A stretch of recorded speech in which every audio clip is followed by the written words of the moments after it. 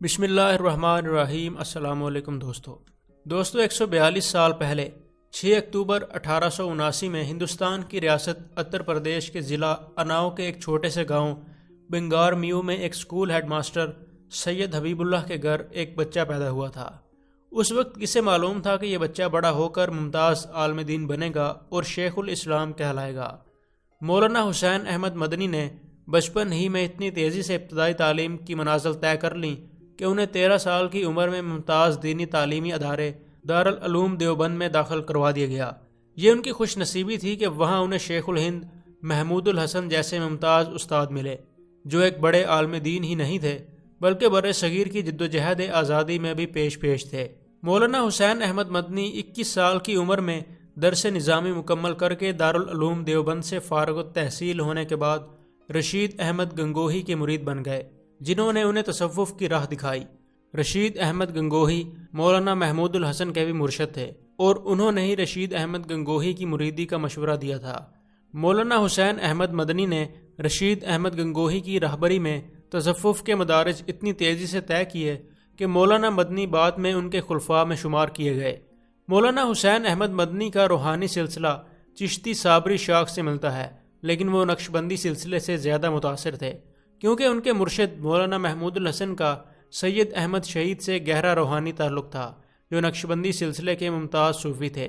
دارالعلوم دیوبند سے فارغ التحصیل ہونے کے بعد مولانا حسین احمد اپنے اہل خانہ کے ساتھ مدینہ منورہ چلے گئے، جہاں انہوں نے عربی گرامر، اصول الفقہ، اصول الحدیث اور قرآن پاک کی تفسیر کے درس کا سلسلہ شروع کیا۔ شروع میں انہیں عربی پر مکمل عبور حاصل نہ ہونے کی وجہ سے مشکل کا سامنا کرنا پڑا، لیکن بہت جلد انہوں نے عربی زبان پر عبور حاصل کر لیا اور مسجد نبوی صلی اللہ علیہ وسلم میں انہوں نے 18 سال تک درس و تدریس کا سلسلہ جاری رکھا۔ اسی مناسبت سے وہ مولانا مدنی کہلاتے ہیں۔ مدینہ منورہ سے واپسی پر مولانا دیوبند کے دارالعلوم میں شیخ الحدیث مقرر کیے گئے اور 28 سال تک دارالعلوم دیوبند کے طلباء کو فیض پہنچاتے رہے۔ شیخ الہند محمود الحسن کو جب ریشمی رومال کی سازش کے الزام پر مالٹا میں قید کی سزا دی گئی تو ان کے شاگرد رشید مولانا حسین احمد مدنی نے جیل میں اپنے استاد محترم کی خدمت کے لیے اپنے آپ کو پیش کیا۔ شیخ الہند 3 سال تک مالٹا میں اسیر رہے۔ اس دوران مولانا مدنی اپنے استاد کے ساتھ جیل میں رہے۔ مالٹا کی اسیری کے دوران جب رمضان المبارک کا مہینہ آیا تو چونکہ شیخ الہند اور مولانا مدنی دونوں کو قرآن حفظ نہیں تھا، اس لیے کوئی نہیں تھا جو تراویح میں قرآن پاک کی تلاوت کرتا۔ شیخ الہند نے اپنے شاگرد مولانا مدنی سے کہا کہ ان کی زندگی میں اب تک ایسا رمضان المبارک نہیں گزرا کہ جس میں انہوں نے تراویح ادا نہ کی ہو۔ مولانا مدنی کو اپنے استاد کی یہ بات دل کو ایسی لگی کہ انہوں نے جیل میں قرآن پاک حفظ کرنا شروع کر دیا۔ مولانا مدنی ہر روز قرآن پاک کا ایک جز یعنی سپارہ حفظ کرتے اور تراویح میں پڑھتے تھے۔ یوں رمضان المبارک کے دوران انہوں نے پورا قرآن پاک حفظ کر لیا۔ ساتھ ہی انہوں نے یہ سبق بھی دے دیا کہ شاگرد ہو تو ایسا ہو جو اپنے استاد کی خواہش کا اتنا پاس رکھے۔ اسیر مالٹا شیخ الہند محمود الحسن کی رہائی کے بعد مولانا مدنی ان کے ساتھ ہندوستان واپس آ گئے اور یہاں آزادی کی جدوجہد میں بھرپور انداز سے حصہ لینا شروع کر دیا۔ مولانا مدنی مسلم قوم پرست تعلیمی ادارہ جامعہ ملیہ اسلامیہ نئی دلی کے بانیوں میں سے تھے۔ مولانا مدنی کے استاد شیخ الہند محمود الحسن ہی نے اوکھلے میں جامعہ ملیہ اسلامیہ کا سنگ بنیاد رکھا تھا۔ مولانا حسین احمد مدنی 2 قومی نظریہ کے مخالف تھے اور اسی وجہ سے ان کے اثر کی بنا پر مشرقی اتر پردیش اور بہار سے مسلمانوں کی ایک بڑی تعداد 1947 میں تقسیم کے بعد پاکستان منتقل نہیں ہوئی۔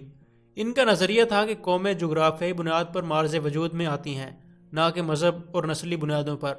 مولانا مدنی کے اسی نظریے کی وجہ سے ان کی علامہ اقبال سے بحث ہوئی تھی اور یہ بحث بہت زیادہ شدت اختیار کر گئی تھی۔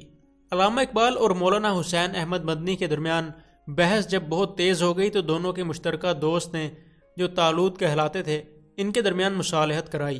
اس زمانے میں مولانا مدنی جمعیت العلماء ہند کے صدر منتخب ہوئے تھے اور اسی عہدے پر وہ اپنے انتقال تک فائز رہے۔ انتقال کے وقت ان کی عمر 81 سال تھی۔